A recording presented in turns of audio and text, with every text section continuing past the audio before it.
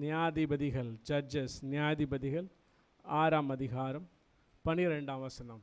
எடுத்தவங்க வாசிங்க பார்க்கலாம்.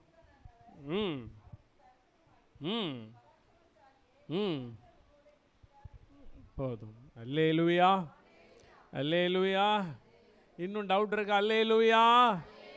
அவர் சொல்கிற பராக்கிரமசாலியே, யார் உன்னோடு இருக்கிறா?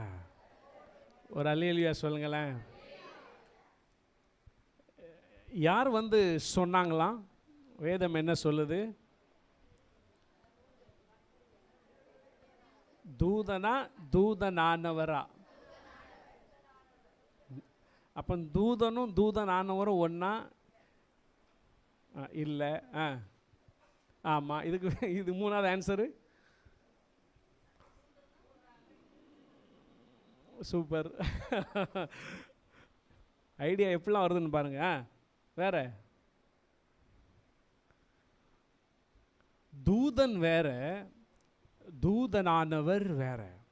எங்கெல்லாம் பழைய ஏற்பாட்டில் தூதனானவர் அப்படின்னு வருதோ அது எல்லாம் இயேசு கிறிஸ்துவுக்கு நிழலாட்டமாய் சொல்லப்பட்டிருக்கு. அல்லேலூயா. நல்ல கவனி.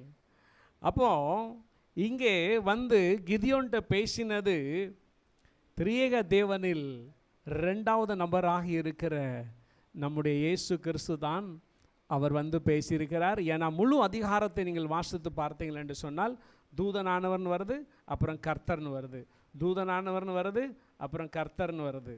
சரிங்களா? நீங்கள் வீட்டில் போய் நல்லா வாசித்து பார். அப்போ இங்கே கிதியோனிடம் பேசினது தூதனானவர் என்று சொன்னால் பழைய ஏற்பாடில் அது இயேசு கிறிஸ்துவுக்கு அடையாளம். கர்த்தர் சித்தமானால் இது வைத்து இன்னும் ஒரு செய்தி எடுக்கலாம். சார், இப்போ கிதியோனிட்ட தூதனானவர்னே வச்சுக்கலாம். அவர் வந்து சொல்லுகிறாரு, பராக்கிரமசாலியே, யார் உன்னோடு இருக்கிறா? ஒரு அல்லேலூயா சொல்லுங்களேன். நடக்கிற எல்லா சம்பவங்களை பார்த்தா சில நேரம் நம்முடைய காரியங்கள் நடக்காமல் அப்படி தோன்றுனா நமக்கு டவுட்டாக வருது, அவர் என்னோடு இருக்கிறாரா இல்லையா? என் காரியங்கள் ஜனவரியிலிருந்து டிசம்பர் 18 வரைக்கும் அதே பொசிஷனில் இருக்கு, இவர் என்னோடு இருக்கிறாரா இல்லையா? இதே நிலைமை தான் நம்ம அண்ணன் கிதியோனுக்கு வந்துருக்கு.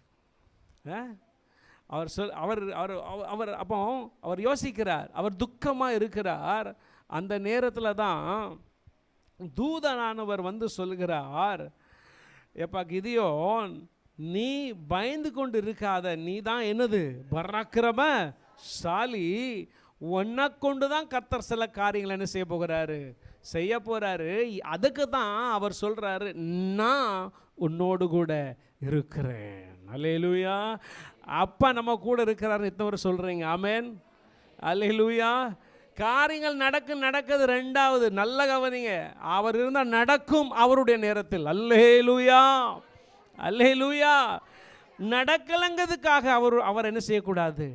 அவர் என் கூட இருக்கிறாரா இல்லையான்னு என்ன செய்யக்கூடாது? டவுட்டு படவே கூடாது. அல்லேலூயா. இப்போ பாருங்களேன், மோசே இருந்தார், மோசேக்கு அப்புறம் யோசுவா, அப்படி ஒன்றா. அப்போ இடையில லீடரே யாரும் கிடையாது.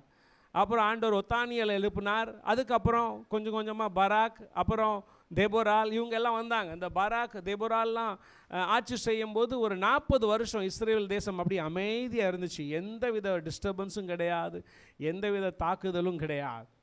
அந்த நேரத்தில் எல்லாம் குழுன்னு அமைதியாக இருக்கிற நேரத்தில் தான் ஜனங்கள் மீண்டும் என்ன செஞ்சாங்க? பாவம் செய்தாங்க. எல்லாம் ரைட்டாக போச்சுன்னா நம்ம ஆண்டவரை தேடி வருவோமா? அது மாதிரி தான் 40 வருஷம் அமைதி, சமாதானம், சாந்தம் இருந்துச்சு. ஜனங்கள் தங்களுடைய இஷ்ட போக்கில் என்ன செஞ்சாங்க? போக ஆரம்பித்தாங்க. ஆண்டவர் மீண்டுமா இஸ்ரவேல் ஜனங்களை மீதியானவருடைய கையில் 7 வருஷம் அடிமைத்தனத்தில் என்ன செய்தார்? விட்டு கொடுத்தா. இப்போ இருக்கிற அந்த சூழ்நிலை தான். அடிமைத்தனத்தில் யார் இருக்கிறா? இஸ்ரவேல் ஜனங்கள் இருக்கிறாங்க. இப்போ அவங்களுக்கு பெருசாக லீடர் யாருமே இல்லை. இந்த நேரத்தில் கிதியோன் தான் என்ன செய்கிறான்னா வேதனையோடு துக்கத்தோடு ஒரு இடத்துல இருக்கிறார். அப்போதான் இந்த தேவ தூதனானவர் வந்து சொல்லுகிறார். நல்ல கவனிங்க, இஸ்ரவேல் தேசத்தில் 2 விளைச்சல் இருக்கும். ஒன்று கோதுமை விளைச்சல், அது ஒரு சீசன். 2வது திராட்சை பல சீசன். சரிங்களா, ஹார்வெஸ்ட் சீசன் 2. ஒன்று கோதுமை, ஒன்று திராட்சை. சார், இந்த களஞ்சியங்களை அந்த கோதுமையெல்லாம் களஞ்சியத்தில் சேர்க்கும்போது, இல்லாவிட்டால் அந்த திராட்சை பழம் அந்த அந்த அந்த அந்த ரசத்தையெல்லாம் துருத்தியில் எல்லாம் சேர்த்து வைப்பாங்க இல்லையா, அது பண்ணும்போது யார் வந்து எல்லாத்தையும் சூறாடிடுவாங்களாம்? மீதியானர் வந்து என்ன செஞ்சிருவாங்க? சூறையாடிடுவாங்க. ஆகவே அந்த நாட்கள் எப்படிப்பட்ட நாட்கள்னா, கோதுமையை அதை பாதுகாக்கும்படி இவர் கிதியோன் என்ன செய்தார்னா கோதுமையெல்லாம் ஒலித்து எங்கே வைத்தார்? திராட்சை ஆலயத்தில் வைத்தார். ஏன்? ஏன்னா அப்போ சீசன் எதுக்கு? கோதுமை சீசன். ஆகவே திராட்சை ஆலைய பார்த்து மீதியானவர்கள் என்ன செய்ய மாட்டாங்க? சொல்லுங்க, வர மாட்டாங்க. அவர் கொஞ்சம் தந்திரமாக வேலை செஞ்சார் பாருங்களேன். அவர் என்ன செஞ்சார்? இந்த கோதுமை எல்லாம் இவங்க வாரிட்டு போயிடுவாங்கன்னு சொல்லி கொண்டு போய் எங்கே ஒளிச்சு வச்சாராம்? திராட்சை ஆலையில் ஒளித்து வைத்தார். அந்த நேரத்தில் தான் அந்த கர்வாலி மரத்து பக்கம் தேவதூதனானவர் வந்து சொல்லுகிறார், பராக்கிரமசாலியே, நீ ஏன்பா பயப்படுற? கர்த்தர் உன்னோடு இருக்கிறார். அல்லேலூயா. அப்போ தான் கிதியோன் சொல்கிறார், அவர் என் கூட இருந்தாருன்னா, எங்கள் முற்பிதாக்கள் சொன்னாங்க, இவ்வளோ அற்புதங்களை செஞ்சார், இஸ்ரவேல் அதாவது எகிப்திலிருந்து எங்களை நடத்தி வந்தார், எங்களோடு இருக்கிறார், எங்கள் முற்பிதாக்கள் சொன்னதெல்லாம் நான் கேட்டிருக்கிறேன். ஆனால் அவர் இப்போது எங்களோடு இருந்தால் எங்களுக்கு ஏன் இப்படிப்பட்ட ஒரு நிலைமை? அல்லேலூயா. அப்போ தான் அவர் சொல்கிறாரு, கர்த்தர் உன்னோடு கூட இருக்கிறார். கர்த்தர் நம்மோடு இருந்தால் சில வார்த்தைகளை நம்ம பார்க்க போகிறோம். அந்த வார்த்தையை ஒப்பிட்டு இந்த சம்பவத்துக்கு நாம் பார்க்க போகிறோம். ஏசாயா 41ஆம் அதிகாரம் 10ஆம் வசனம் வாசிங்களேன். ம் ம் ம் ம் அல்லேலூயா. இங்கே 4 காரியங்கள். இந்த 4ஐயும் அந்த கிதியோனுடைய சம்பவத்தை ஒட்டி நான் பேச போகிறேன். நல்ல கவனிங்க. முதலாவது, அவர் நம்மோடு இருக்கும்போது அவர் சொல்கிறாரு, நான் உன் கூட இருக்கிறேன், பயப்படாத, நீ திகையாத, நீ கலங்காத. அல்லேலூயா.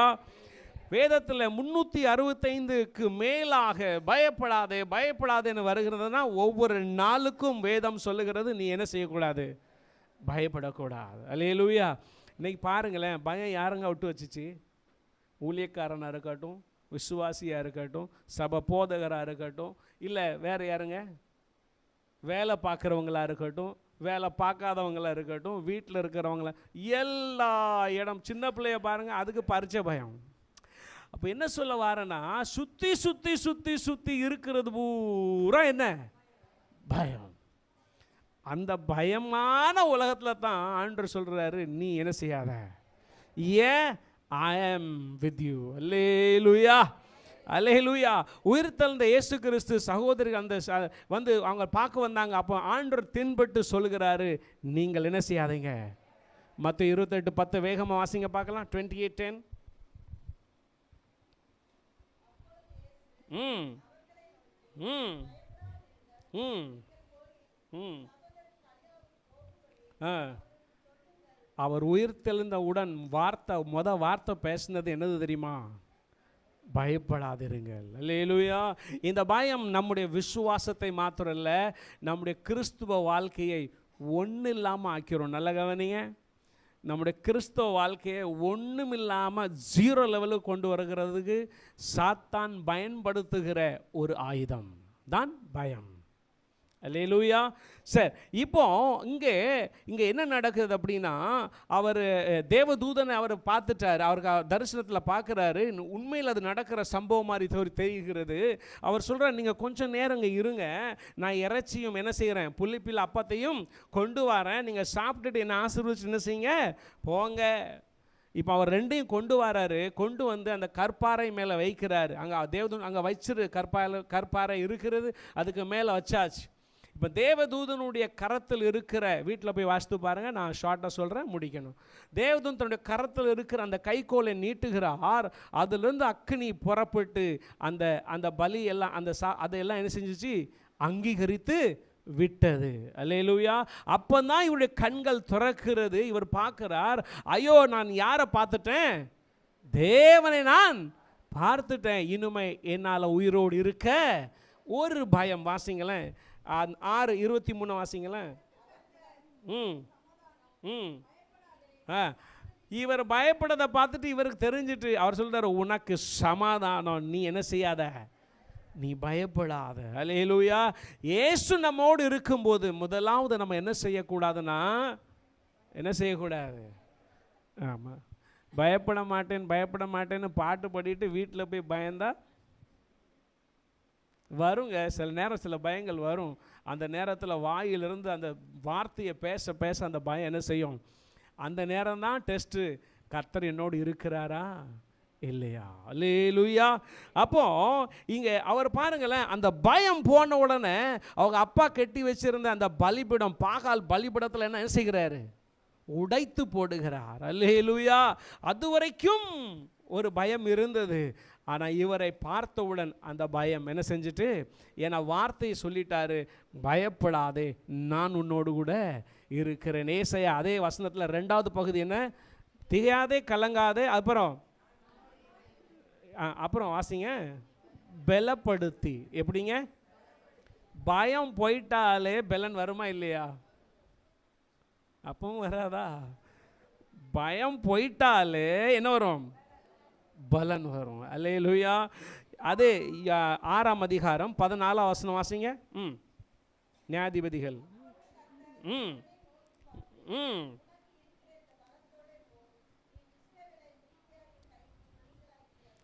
நல்ல கவனிங்க.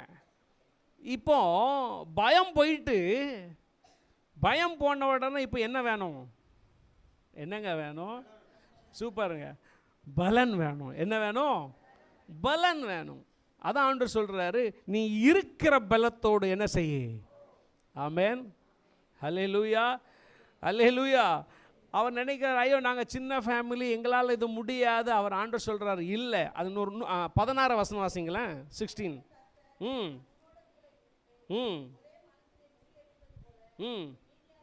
அல்லேலூயா. ஒரு மனுஷனை முறியடிக்கிறது போதல, நீ யாரை முறியடிப்ப, வீதியானரை என்ன செய்வ, முறியடிப்ப. அப்படின்னா 2வது அவர் நம்மோடு இருக்கும்போது வார்த்தையை கொடுத்து நம்மை பலப்படுத்துகிற கர்த்தராக இருக்கிறார். நல்ல கைகளை தட்டி கர்த்தரை ஸ்தோத்திரம் செய்யுங்க. ஹல்லேலூயா.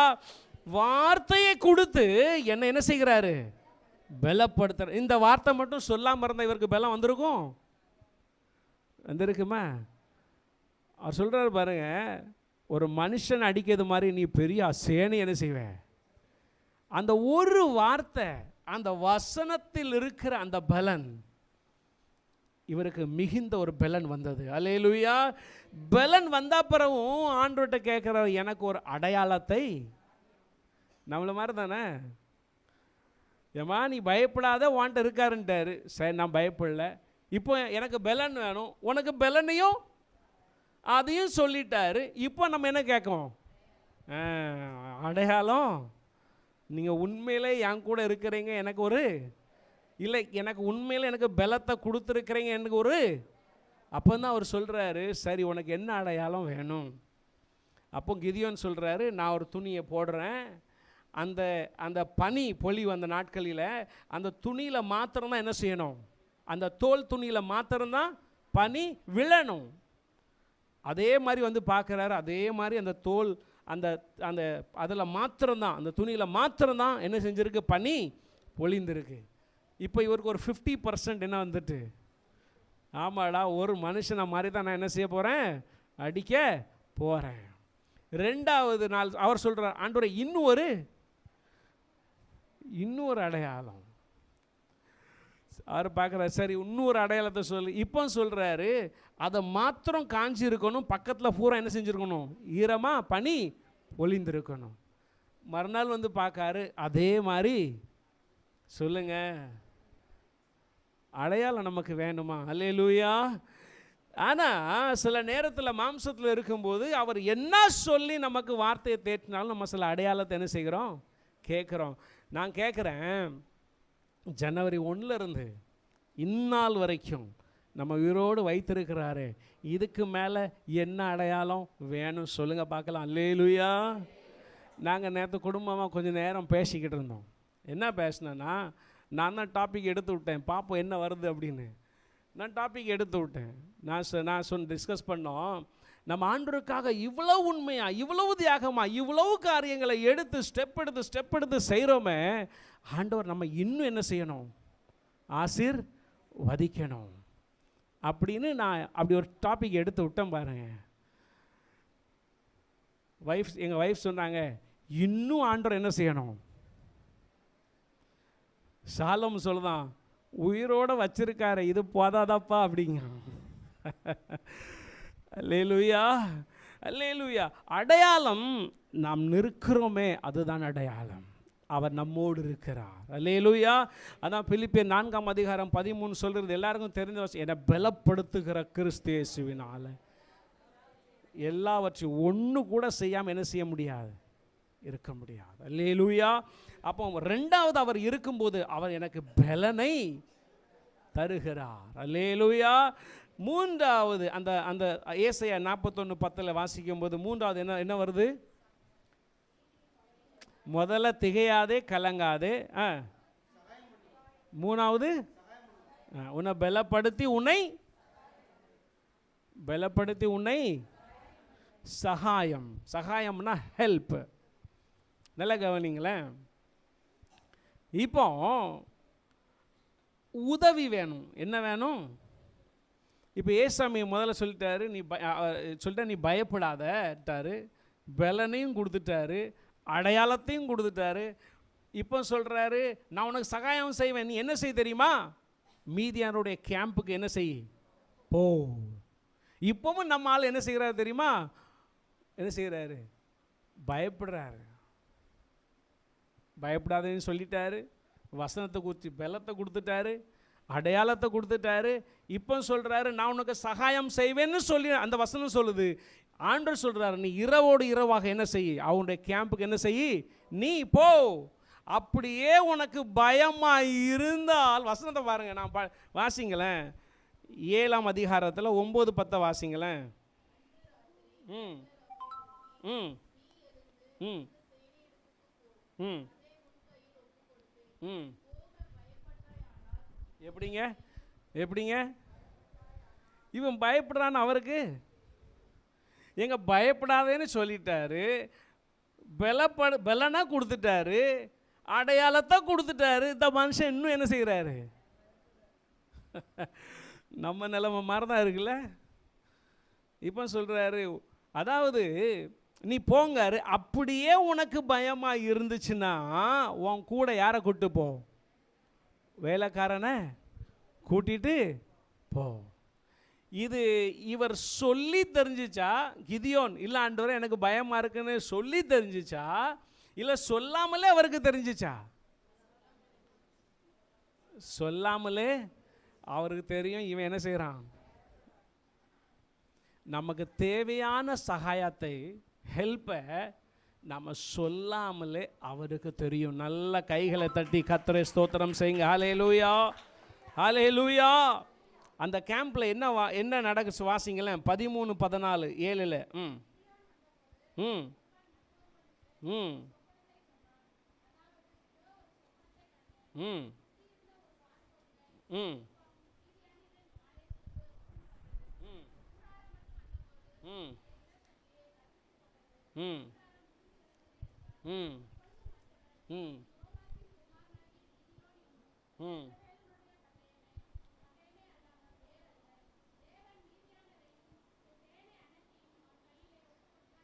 போதும். அல்லேலூயா. இவர் யாரை கூப்பிட்டு போகிறாரு, ஒரு வேலைக்காரனை கூப்பிட்டு போகிறாரு. அங்கே போய் பார்க்குறாங்க, அங்கே ஒருத்தன், அங்கே என்ன சொப்பனத்தை என்ன செஞ்சுறாங்க, மீதியானர் கேம்பில் ஒருத்தன் பார்த்த சொப்பனத்தை இன்னொருத்தட்ட என்ன செஞ்சுறான், சொல்லிக்கிட்டு இருக்கான். அது இவங்க காதுகள் என்ன செய்கிறது, தெளிவாய் கேட்கிறது. கேட்ட உடனே இவருக்கு தெரியும், இவருக்கு தெரிஞ்சிட்டு கர்த்தர் என்ன செய்கிறார், அவங்கள நம்முடைய கையில் ஒப்பு கொடுத்தார். அல்லேலூயா. உதவி சகாயம் எப்படி வந்துச்சுன்னா, உன் கூட ஒருத்தன் என்ன செய்ய கூட்டிட்டு போ. அல்லேலூயா. நம்ம சொல்லுவோம்ல. அப்போ அவர் அந்த அந்த அந்த சம்பவங்கள்லாம் கேட்டுட்டு இவர் சொல்கிறாரு, கர்த்தர் மீதியான என்னுடைய கையில் ஒப்பு கொடுத்தார். அல்லேலூயா. அப்போவுமே ஜெயத்தை என்ன செஞ்சிட்டாரு? கன்ஃபார்ம். இன்னும் என்ன செய்யலை? களத்தில் இறங்கவே இல்லை சொல்கிறார். அப்போ இதுக்கு என்னன்னா, அதாவது நம்ம சொல்லணும்ல, நீங்கள் என்ன கன்ஃபார்ம் பண்ணிடுங்க, அப்பாயின்மெண்ட் லெட்டர் பிறகு தாங்க அப்படிங்கிற மாதிரி கர்த்தர் ஜெயத்தை என்ன செஞ்சிட்டாரு? கொடுத்துட்டார். அல்லேலூயா, அல்லேலூயா. அதான் அவர் நம்மோடு கூட முதலாவது இருந்தால் என்ன நடக்குன்னா, பயம் போகிறது, ரெண்டாவது பலன் கிடைக்கி, மூணாவது உதவி வருகிறது. உதவி கிடைச்சிச்சா இவருக்கு? ஒரு ஆள் ஒன்றா வந்தாரா இல்லையா? கர்த்தர் அவங்களுக்கு ஆல்ரெடி கன்ஃபார்ம் பண்ணிட்டாரா இல்லையா? கன்ஃபார்ம் பண்ணிட்டார்.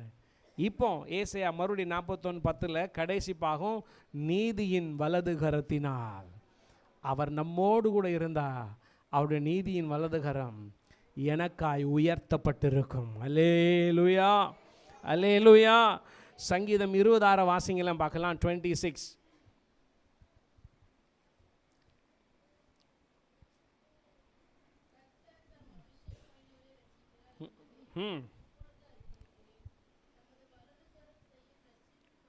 வலது கரம் என்ன செய்யுமா?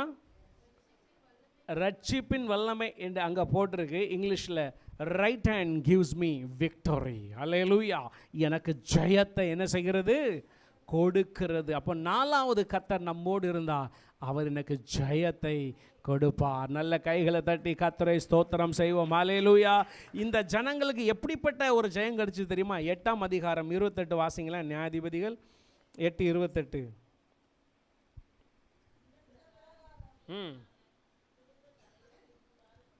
மறுபடி என்ன செய்ய முடியலையா? மீதியானவர்களால் என்ன செய்ய முடியல? தலை தூக்கி நேராக கண்ணுட்டு கண்ணு கூட இஸ்ரேல் ஜனங்கள் என்ன செய்ய முடியலையா? இதுதாங்க அவர் நம்மோடு இருக்கும்போது கர்த்தர் கொடுக்கிற ஜெயம். அல்லேலூயா. தலை கூட தூக்கி என்ன செய்ய முடியல, அவங்களால பார்க்க முடியலை. அப்போ அவர் நம்மோடு இருந்த என்னெல்லாம் நடக்க சொல்லுங்க பார்க்கலாம். பயம் போகுது, ரெண்டாவது பலன் கிடைக்கும், மூணாவது உதவி கிடைக்கும், நாலாவது ஜெயம் கிடைக்கும். அல்லேலூயா. சரி, இது எல்லாம் அவர் நமக்கு செய்யணும்னா இவர் கிதியோன் என்ன செஞ்சார் தெரியுமா? என்ன செஞ்சார்? ஃபஸ்ட்டு பாகால் பலிபீடத்தை என்ன செஞ்சார்? கர்த்தருக்கு பிரியமில்லாத காரியங்களை முதல்ல நம்மகிட்ட இருந்து என்ன செய்யணும்? அதை வச்சுக்கிட்டு அவர் என் கூட இருக்காருன்னா அதெல்லாம் வேலைக்கும் ஆகாது, அது நடக்கவும் செய்யாது. அல்லேலூயா. அவர் ஃபஸ்ட்டு பண்ணது, இல்லைன்னா பலிபீடத்தை வச்சுக்கிட்டே அவர் என்ன செஞ்சுருக்கலாம்? வேலையை பார்த்துருக்கலாம். ஃபஸ்ட்டு பண்ணது கர்த்தருக்கு அருவருப்பான காரியங்களை நம்ம விட்டு என்ன செய்யணும்? அகற்றணும். ரெண்டாவது, அந்த ஜனங்க என்ன செஞ்சாங்க? யுத்தத்துக்கு போகும்போது தெரிஞ்சது தான், அதனால் நான் வேகமாக போகிறேன். எக்காலத்தை இப்போ நம்ம இஸ்ரேல் தேசத்தில் போய் எக்காலம் வாங்கிட்டு வர முடியாதுல்ல. கண்டிப்பாக யாரும் போனீங்கன்னா சொல்லுங்கள், நான் வாங்கிட்டு வந்துடலாம். அல்லேலூயா. சில சபைகள் எக்காலம் ஊடுதலை நான் பார்த்துருக்குறேன். விசேஷமாக இஸ்ரேல் தேசத்தில், இங்கேயும் இந்தியாவில் பல சபைகளை செய்கிறாங்க. That is very good. ஏன் தெரியுமா? கர்த்தர் ஒன்று சொல்லியிருக்கிறார். வாசிங்களேன். என்னாகமம் 10ஆம் அதிகாரம் 9ஆம் வசனம். நம்பர்ஸ் 10:9 வாசிங்களேன். ஏன் எக்காலத்து?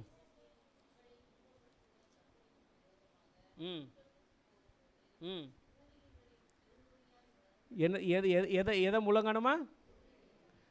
எப்போ எங்கே போகும்போது? யுத்தத்துக்கு போகும்போது என்ன செய்யணுமா? அப்போ ஆண்டவர் சொன்னதை தான் இவங்களும் நினைஞ்சிருக்கிறாங்க. அப்போது அங்கே எக்காலம். இப்போ என் கையில் என்ன இல்லை, உங்கள் கையில் என்ன இல்லை? வீட்டில் இருக்காமல் எக்காலம் இல்லைல்ல. அப்போ ஆவிக்குரிய எக்காலம் என்ன தெரியுமா? எக்காலம் ஊதும்போது என்ன செய்வாங்க? முதல்ல கையில் அதை கையில் பிடிக்கணுமா பிடிக்க வேண்டாமா? பார்க்குறத பார்த்தா பயமாக இருக்குது. கையில் பிடிக்கணும்ல. கையில் வேதத்தை என்ன செய்வோம்? பிடிப்போம். அதுக்கப்புறம் என்ன செய்வாங்க? வாயில் வச்சு, இதை கையில் வச்சு வாயை விட்டு வாசிக்கும் போது ஜெயம் நம் பக்கம் திரும்பும். அல்லேலூயா. அப்போ ரெண்டாவது எக்காலம் என்கிட்ட வேற ஒன்றும் இல்லைங்க, அவருடைய வார்த்தை தான் எனக்கு எக்காலம். அதான் என் கையில் இருக்குது, என் வாயில் வருது, வேற ஒன்றும் கிடையாது. அப்புறம் அது என்ன பண்ணாங்க? அந்த மண் சட்டியை போட்டு என்ன செஞ்சாங்க? அந்த மண் சட்டி யாரு? வாசிங்களேன். 2 கொரிந்தியர் 4ஆம் அதிகாரம் 7ஆம் வசனம் வாசிங்க கடைசியாக. 2 கொரிந்தியர் 4:7 சீக்கிரமா.